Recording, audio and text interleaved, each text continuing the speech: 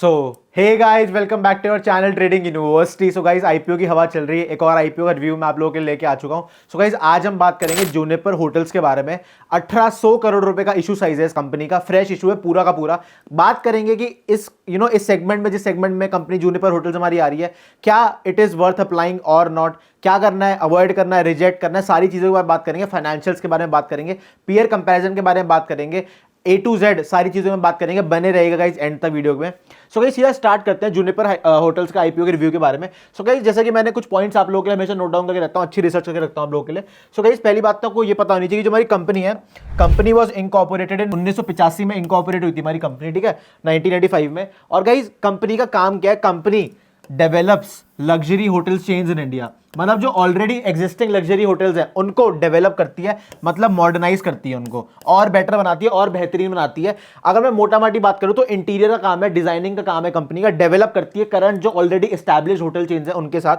Guys, अगर मैं बात करूं तो जो हमारी जूनिपर होटल्स कंपनी है वो काम करती है 7 होटल चेन्स के साथ, और इनका और भी काम है, और किस चीज का काम है, वो काम है इनका सर्विस अपार्टमेंट्स का, ठीक है। गाइस, मैं अगर बात करूं कि रूम्स की कितनी कैपेसिटी है कंपनी के, मैं जूनिपर होटल्स की कंबाइंड रूम्स की बात करूं तो अप्रोक्सीमेटली 1836 1836 रूम की कैपेसिटी है। गाइस, अभी हमने बात कर ली कंपनी करती क्या है, कंपनी कब इंकॉर्पोरेट हुई थी, और कंपनी का बिजनेस कैसा है, कंपनी के पास पूरा फंड जो है वो संभालती कैसे है, डेवलप कैसे करती है एग्जिस्टिंग होटल चेन्स को। तो अब नेक्स्ट स्लाइड पे चलते हैं गाइस। सो गाइस, अब थोड़ा फाइनेंशियल्स के बारे में डिस्कस करते हैं, कंपनी के फाइनेंशियल्स कैसे और कंपनी अपना आईपीओ क्यों लेके आ रही है। सो गाइस, अगर मैं रेवेन्यू की बात करूं, अगर मैं कंपनी के रेवेन्यू की बात करूं तो 2021 में 166 करोड़ का रेवेन्यू था। सारी फिगर्स करोड़ में है गाइस, सारी फिगर्स आपकी करोड़ में, ठीक है। 166 करोड़ का था रेवेन्यू 2021 में। 2022 में जो रेवेन्यू था वो जंप होकर 309 करोड़ हो गया था, ठीक है। 2023 में रेवेन्यू जंप होकर 667 करोड़ हो गया था। सारी फिगर्स करोड़ में है। रेवेन्यू की मैं बात करूं तो अच्छे तरीके से ईयर ऑन ईयर ग्रो कर रहा है। बट अभी मेन चीज के बारे में हम आए नहीं, अभी हम बात करते हैं पहले टोटल एसेट्स के बारे में। कंपनी के जो टोटल एसेट्स है अप्रोक्सीमेटली 3056 करोड़ के थे अगर मैं 2021 की बात करूं। 2022 में 3070 करोड़ के थे, और अगर मैं 2023 में बात करूं तो 3020 करोड़ के थे। सो गाइस, जो टोटल एसेट्स है कंपनी के वो ऑलमोस्ट फ्लैट रहे हैं। पहले इंक्रीज आपको देखने को मिला था 14 करोड़ का, उसके बाद आपको डिक्लाइन देखने को मिला था अप्रोक्सीमेटली 50 करोड़ का टोटल एसेट्स में, ठीक है। तो कहीं ना कहीं फ्लैट टू मैं बोलूंगा बेरिश मोमेंटम बना हुआ है टोटल एसेट्स के बारे में बात करें तो। गाइस, अब मेन चीज के बारे में आ जाते हैं, प्रॉफिट, ठीक है। अगर मैं प्रॉफिट की बात करूं फाइनेंशियल्स में, 2021 में लॉस था -199 करोड़ का, अप्रोक्सीमेटली 200 करोड़ का लॉस था कंपनी का 2021 में। 2022 में जो लॉस था वो 188 करोड़ का था, ठीक है। और लॉस इनका अब नेग्लिजिबल हो गया 2023 में, तभी अपना अपना आईपीओ लेके आ रहे हैं -1 करोड़, मतलब नेग्लिजिबल, नेट टू नेट मैं बोलूंगा अप्रोक्सीमेटली तो 1 करोड़ रुपए का लॉस था। तो कहीं ना कहीं कंपनी के फाइनेंशियल इतने कुछ खास नहीं है। मैनेजमेंट ये बोल रही है कि हम प्रॉफिटेबल हो जाएंगे, but guys, loss making companies की मैनेजमेंट अक्सर ऐसा ही बोलती है कि हम प्रॉफिटेबल हो जाएंगे।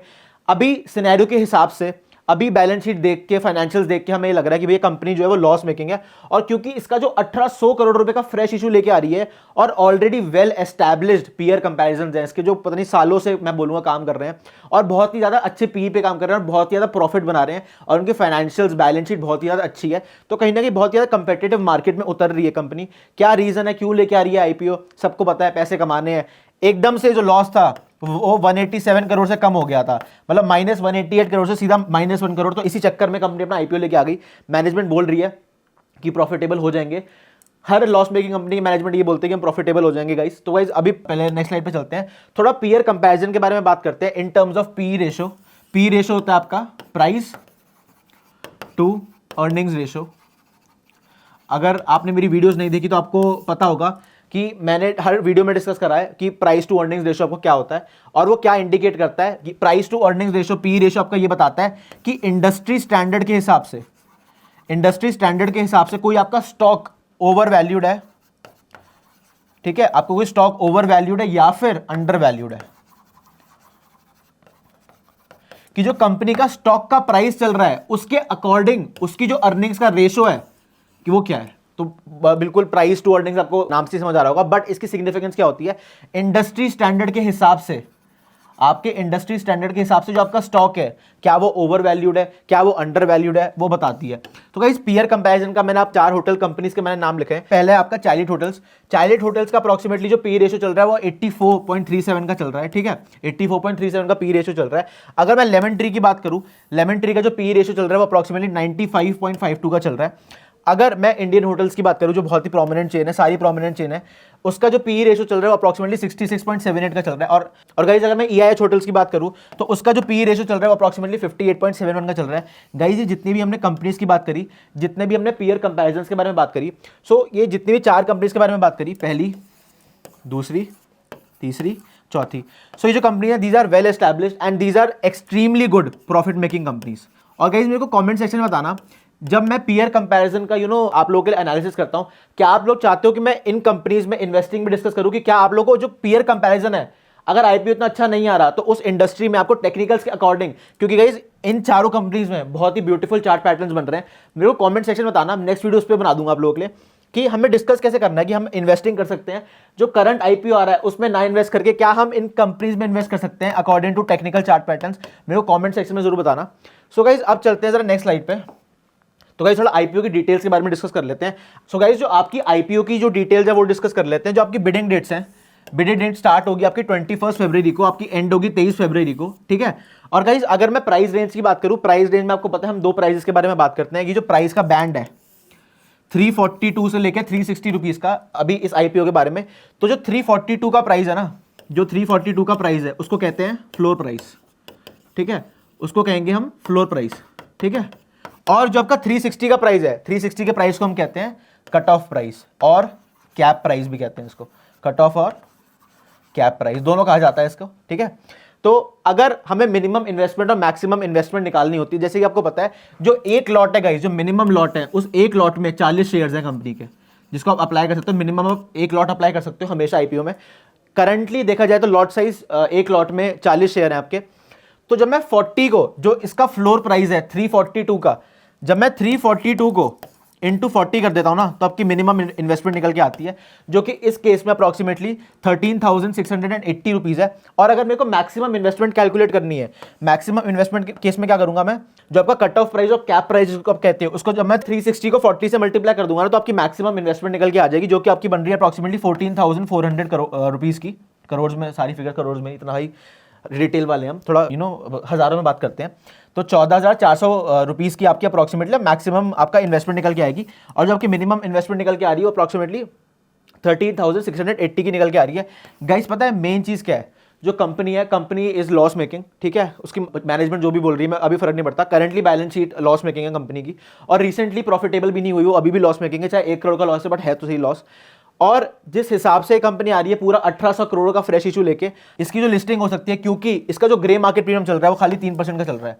और गाइस एक चीज का ध्यान रखना, जब भी आपका ग्रे मार्केट प्रीमियम 18% से लेके 20% से भी कम है, 18 मतलब 20% से अप्रोक्सीमेटली मान लो 20% अगर कम के ग्रे मार्केट प्रीमियम पे कंपनी आ रही है, so there are very high chances कि वो अच्छे डिस्काउंट पे लिस्ट होगी।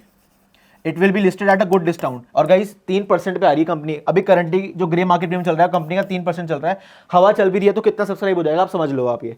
तो गाइस कहीं ना कहीं इतना इंटरेस्टिंग आईपीओ नहीं है ये, क्योंकि already well established company, already well established brands इस सेक्टर में बैठे हैं और वो डोमिनेट करते हैं इस इंडस्ट्री को। तो हमें इन सब चीज़ों का ध्यान रखना है। अगर आप लोग एक लॉट अप्लाई करना चाहते हो रिटेल कैटेगरी में, सो आई डोंट थिंक कि 20% से नीचे आपको अप्लाई करना चाहिए।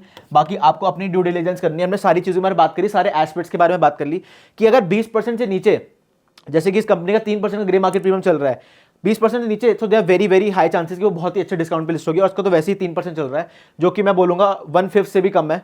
तो गाइज किस चीज़ का ध्यान रखना है, अब जैसे ग्रे मार्केट प्रीमियम में डिस्कस कर लिया, अब गाइज इंटरेस्टिंग वैल्यूएशन नहीं है कंपनी की, इतनी कंपनी के फाइनेंशियल इतने अच्छे नहीं है।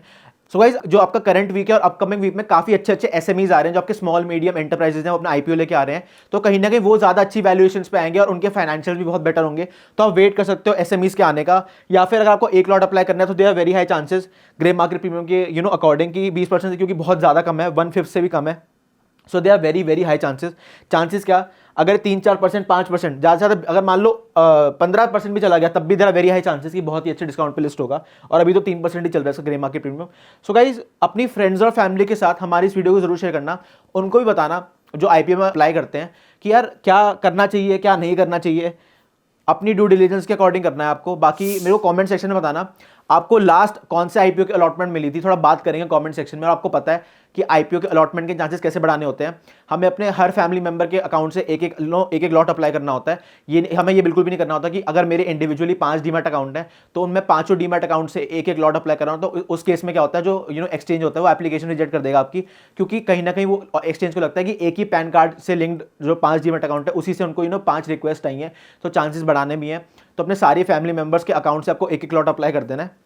एंड गाइज, आई होप आपको एक ब्रीफ एनालिसिस हमारा जूनिपर होटल्स का अच्छा लगा होगा। So guys, thank you for watching all our videos. Please like, share and subscribe to our channel. We'll be back with another great video for you guys. Thank you so much for watching. See you guys, bye.